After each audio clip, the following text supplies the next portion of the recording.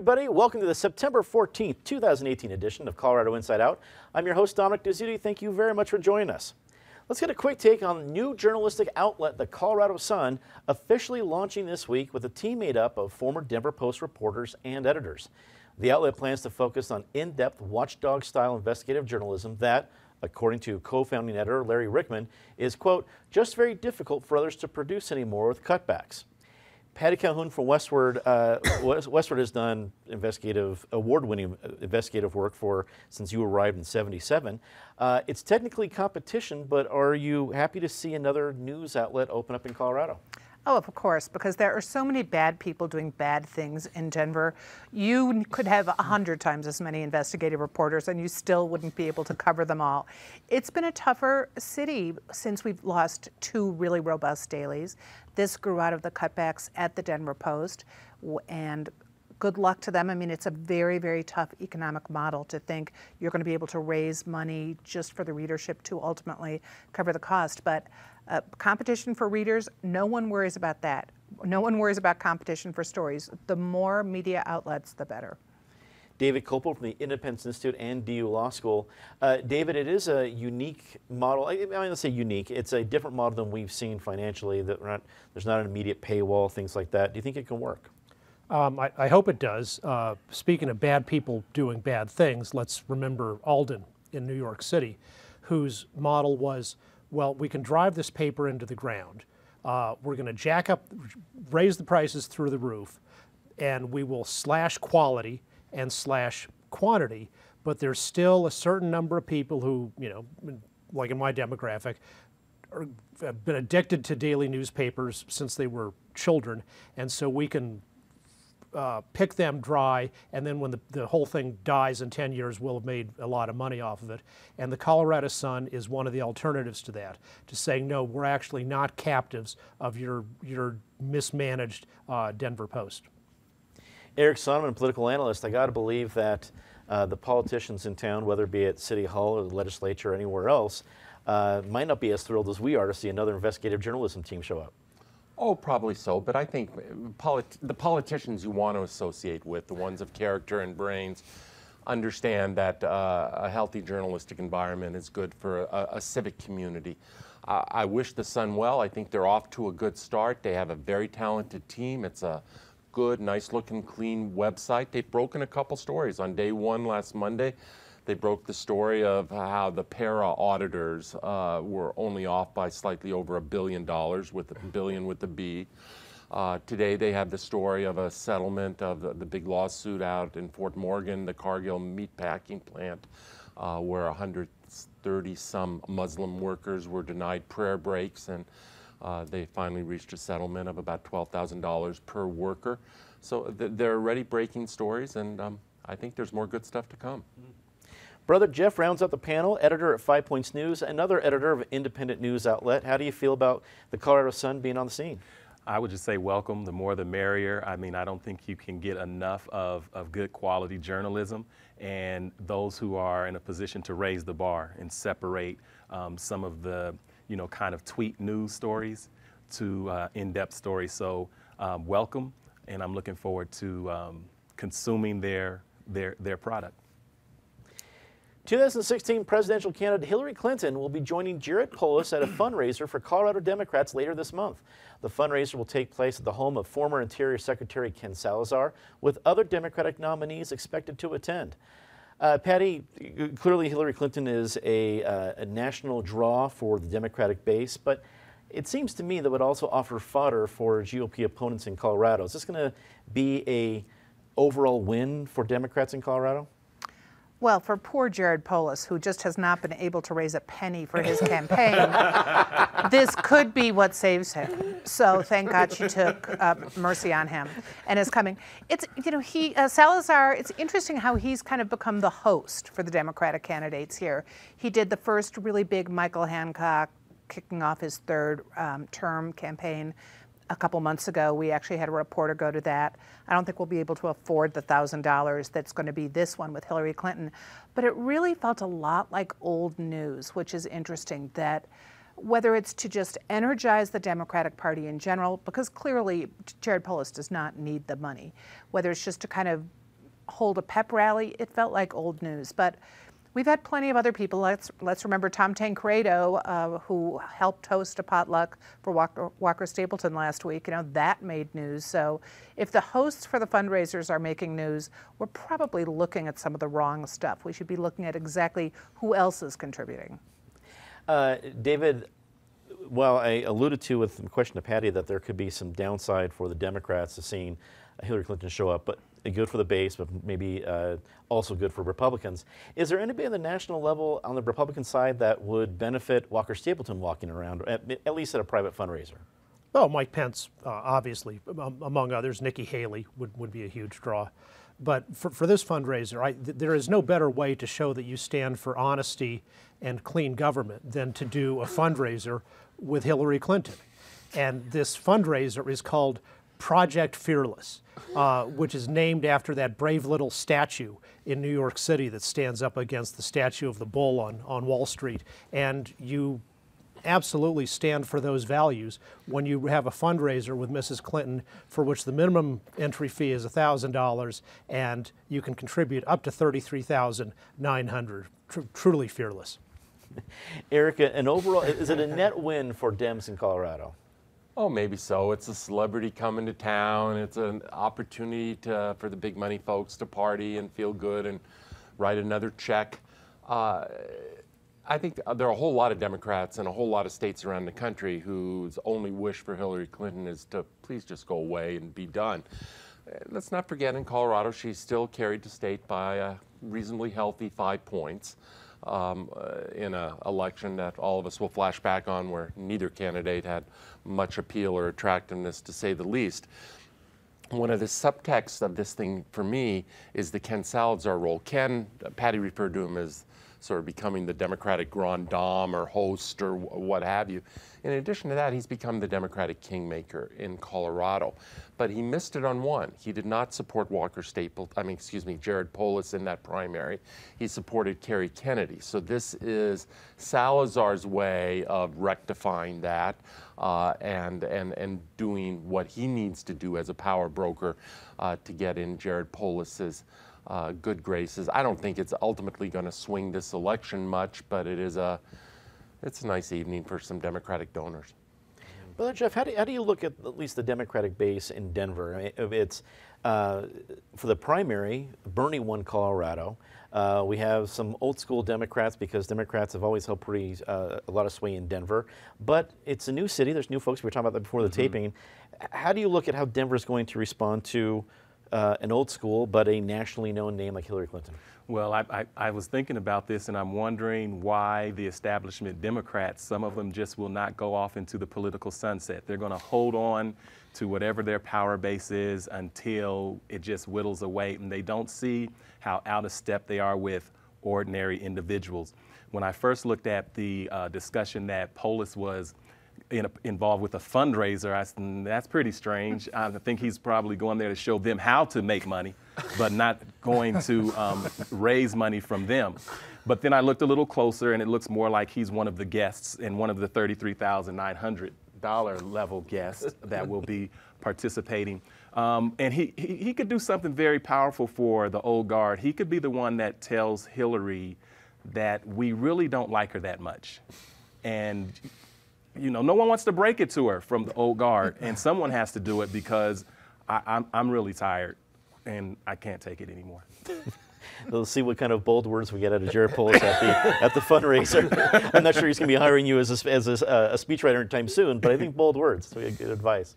The Rocky Flats Wildlife Refuge will open for recreational use to the public on September 15th. Representative Jared Polis has asked Secretary of the Interior Ryan Zinke to delay the opening until more testing can be done. David, you're our esteemed lawyer at the table. Is there any chance this gets delayed before September 15th? No, scientific nonsense.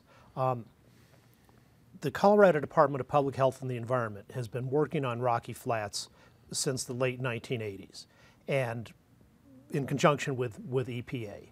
They have excellent scientists there who are civil servants.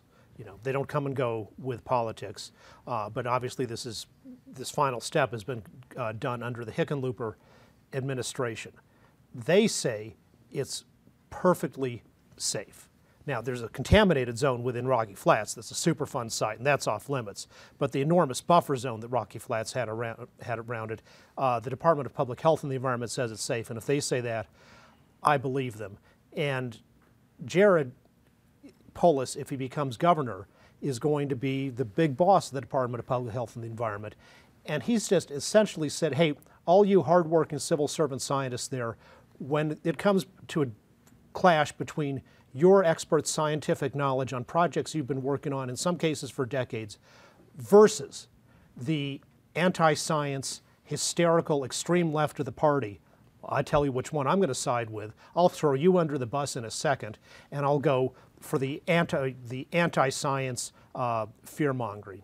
And I think it's sad because I think Jared is a smart guy, well-informed, he knows better, and this is typical of what's been going on with him all year, is a sensible guy, has gone way left in pandering that he knows better than.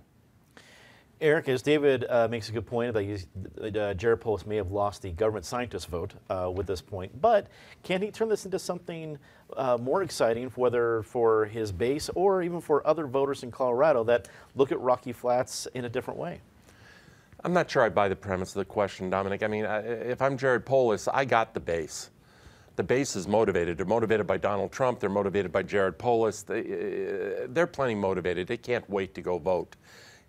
He needs to move it a little. He needs to attract a few more centrists.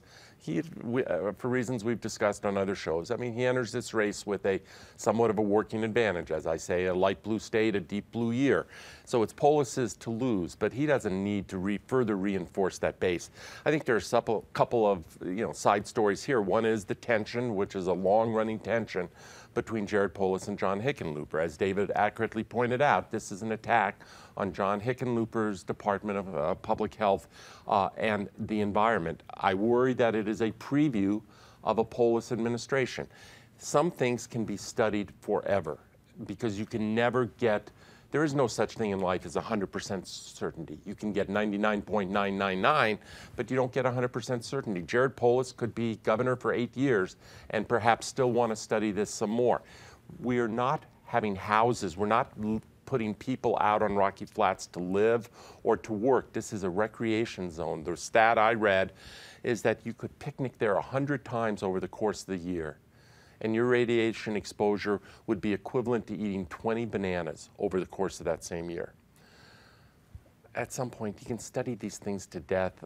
Good people have studied it and come to a conclusion. We're not residing or working out there. We're recreating a little bit out there, and let's move on with it. Brother Jeff, despite being open, as Eric points out, it's not like people are being forced to go out there, not putting people out there to live officially. Will the use of it just be low because of the history of the place? Well, I think it will be. And people get an opportunity to decide if they're given accurate information about what has taken place in that environment. It's said that some administrators in education are not going to take their students. But then on the flip side, there are residents that can't wait to utilize the trails, et cetera. I want to go back to Polis, and I think that he's right in terms of saying, what's the rush? Let's look at some of the recent situations in terms of his quote around unanticipated and significant climate events. You know, he's talking about the flooding and what that topsoil and all of that has done. That's relatively new. And for him to say, let's step back and take a look at the effects moving forward with new information, I think he's got a strong point. Patty, you and your team at Westward I will go ahead and say that probably the most in-depth coverage about Rocky Flats since the Westward's inception. What do you think about this latest chapter? Yes, like plutonium, Rocky Flats stories do not go away ever.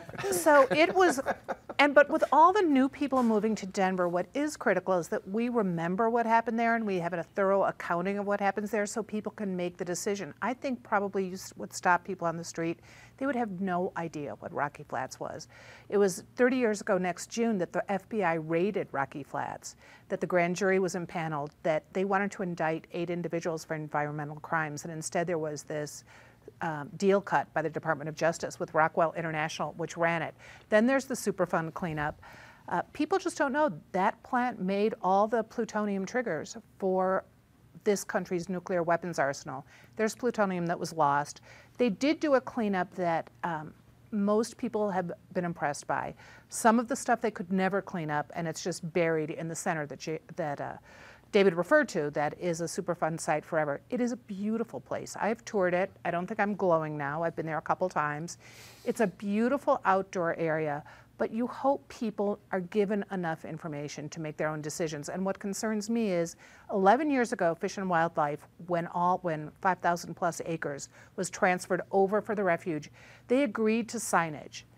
That's not the signage that's going up. The signage that's going up isn't a whole lot different from chirpy, happy, let's buy a VIP luxury loft in the heart of 5 Points because it's so true to the history of this place. We'll just have one show of just Patty Zingers. I think it'll be our best rated show ever. Residents of Durango and Silverton are suing the Durango and Silverton Narrow Gauge Railroad Company for damages from the 416 fire that began on June 1st.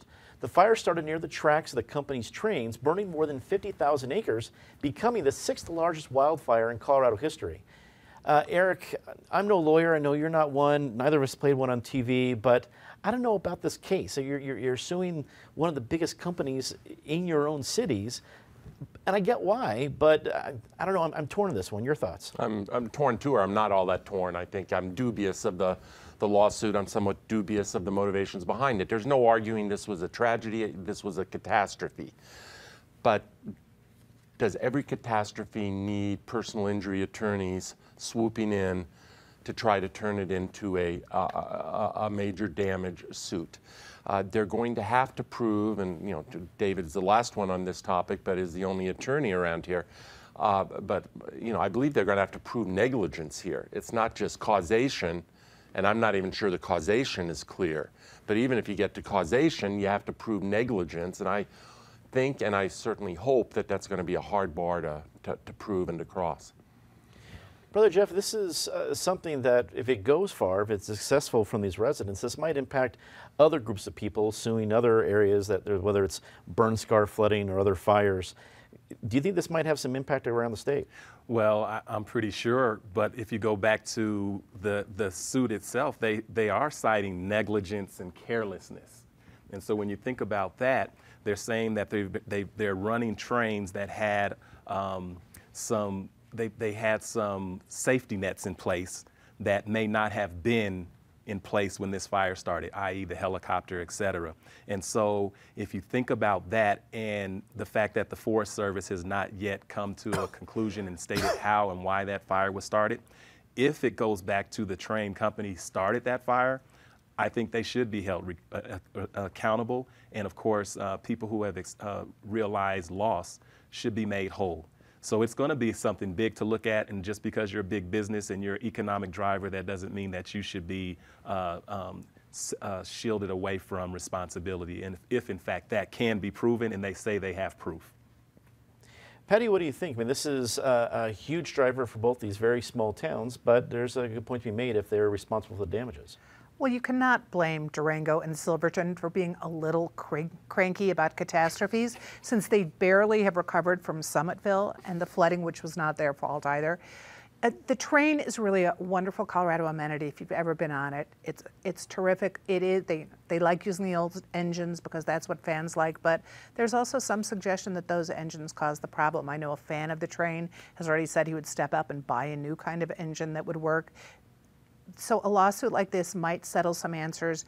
You can't afford to burn up Colorado wilderness just because of people are fans of old train engines. And you know, this week we are also reopening the Basalt shooting range, which was the cause or the site where another fire was started this summer. The only good thing we can say about all this is, thank God the fire season seems to finally be winding down, and that Colorado didn't suffer as much as, say, California. You're here. David, you are, again, our lawyer at the table. Your opinion on this lawsuit? Well, it's the Berg Simpson law firm, which for a change, they got themselves in the media without having to pay for it. So you got to be impressed with that. But we don't know the facts, really. They say they have a witness who says they saw a spark from the train's engine start the fire. Now, as Brother Jeff said, the Forest Service and the cities haven't made any determination about who started it. But if they can prove that in court, and they can also prove their allegations that the train didn't have the correct safety equipment for fire suppression. You know, one of the allegations is they had a new crew, which was less experienced and those kind of things than others. You know, that's what trials are for, is to bring out the facts before a neutral person to decide. So I wouldn't say the suit is wrong at this point. A committee of RTD has sent a fare increase proposal to the board for a final vote on September 18th. While the proposal will mean a $1.50 hike for the A line to the airport and increases on other routes, discounts have been created for those earning less than $25,100 a year and for children ages 6 to 19. Brother Jeff, some big hikes across the city for RTD, which has had its own problems, whether it's the A line or other areas, but the discounts for other areas have been cheered. What do you think? Well, I think, of course, discounts sound great, but when you think about a tour going around asking users, would you like a price increase? That's the height of privilege for someone to say, yeah, please, let me pay some more. I mean, I don't think that's the population that I'm around at any point in time. So I'm concerned that, you know, in our community, you've got RTD where they've closed stops where people have really depended on, particularly their elderly or disabled, et cetera, where they've got to find other places where they can utilize RTD. You know, I'm thinking about, you know, some of the gentrification and how some of the buildings that are going up was property that was held by RTD. So I'd be interested to hear what other residents would have to say, but it surprises me that some would say, yeah, come to my town, let's talk, and please charge me more. Patty, you'd think that you don't need as much for the A-line since the flaggers are gone. Oh, wait, they're still there. Maybe there is a reason for the $1.50. Well, and they are talking about, raising that come January. That actually makes sense. If you can afford to fly, you can probably afford to pay a little more for the A-line. But on some of these other routes that are, Brother Jeff's right, they're so critical for certain parts of town, and those are the ones that are getting cut back. David, has there been enough, not necessarily allocations, discounts being created on these other areas to justify the rate increase? Well, the rate increase has to happen. I mean, this is the story in mass transit basically all over the country. When you have the government running transit systems that operate on fixed routes, unlike, say, private vans, which can be flexible for people's diverse needs, when you make it this one-size-fits-all thing, those systems never, ever are self-sustaining. The fares they raise don't come close to paying the operating costs, let alone the construction costs. So RTD's got to do something to try to bring its income in line with its expenses. Eric, we've been making hay of the big increase to the airport, but it also means light rail. If you want to take it from downtown out to the hinterlands where I live down south, it's going to be over $5 a trip. $10 round trip. I'm not sure that's going to save a lot of money for folks who don't want to be in traffic. But is this just something that RTD has to do? Oh, David's probably right. They have to do it for the reasons expressed and because of the model they have. But nonetheless, I'm going to identify with Brother Jeff and others here. We're in the middle of the Jewish high holidays, so let me use a Yiddish phrase. It's chutzpah. When you have all of the issues that RTD has in the moment, whether it's the flaggers on the A line, whether it's the delays on the G line, whether it's the service cutbacks that Brother Jeff and others around the table have talked about, at the same time be reducing the product, reducing the service, and saying you have to pay more for it, I call it chutzpah. Time for a very favorite part of the show, Disgrace of the Week. As always, Ms. Calhoun, please start us off. I'm going to have to go with Mother Nature as we wait to see what is happening on the East Coast. Even as we sit here, we know the beaches are filling up, the towns are filling up. Good luck to all of them. I would add to that all the reporters telling you that it's raining, because there's no other way you can possibly show that it's raining and windy in a place. And it's really wet. Yeah, exactly. It's really wet. David. Cory Booker, I am Spartacus, or in the original Ego Sum Spartacus, he would have been more accurate to say Ego Sum Inutilia Senatoris. I am a useless senator. So thank you for the translation. Eric, any Latin to share? I did Yiddish. I'll do Yiddish. David like can do the Latin.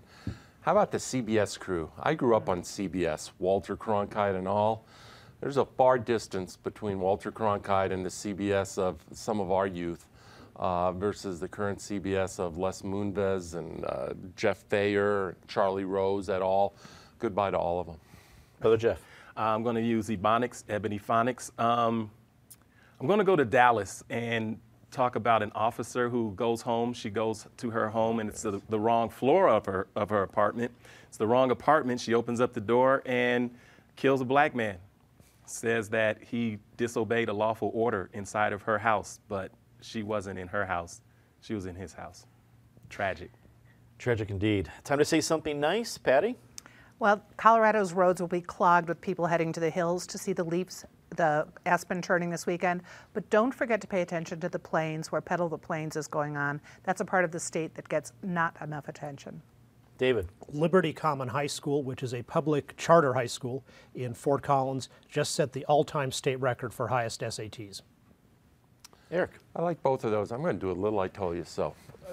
On opening day of the Rockies season, I mentioned something nice about the Rockies and the season ahead of them. Here we are in the middle of September. There's 16 games left. I took a lot of grief, particularly from my friend Miss Calhoun across the table of, Hope Springs Eternal and stuff. There's nothing guaranteed with 16 games left, but they are in the middle of this hunt. They're a game and a half ahead of the Dodgers. They're playing interesting, fun, meaningful baseball in September. So go Rockies. This kiss of death brought to you by Eric Sonberg on Colorado Inside Out. Brother Jeff. I'm not a police basher, but I am going to say my hero is Susan Green on this one. Yes. She gets stopped, or she stops to see what's going on with a man being detained, and takes a picture. The police stop her and say that she cannot take pictures because of HIPAA requirements, and good for Susan. She understands her constitutional rights. She's a journalist. She was detained, and she's letting it be known that she's not going to act like a lady in this situation, and she's standing up to make sure that her rights are not violated and no one else's. And I want to say something nice about my friend Tom White and all the folks at Coble & Sons. I needed to finish Colorado Inside Out script yesterday on the road, and they had room at the inn in a nice place that I could finish everything and actually get this information to this wonderful crew in a timely manner. So thank you. A quick reminder, we continue the election season every Friday night at 7 p.m. with Colorado Decides and Both Sides of the Story. Next week we tackle the setbacks issue at 7 p.m. and the high school students tackle oil and gas regulations. Are they sufficient in Colorado at 7:30? It'll be an enlightening hour, I promise you. It's next Friday at 7 p.m. at 7:30. For everyone here at Colorado Public Television, I'm Dominic Dezzutti. Thank you very much for watching. Good night.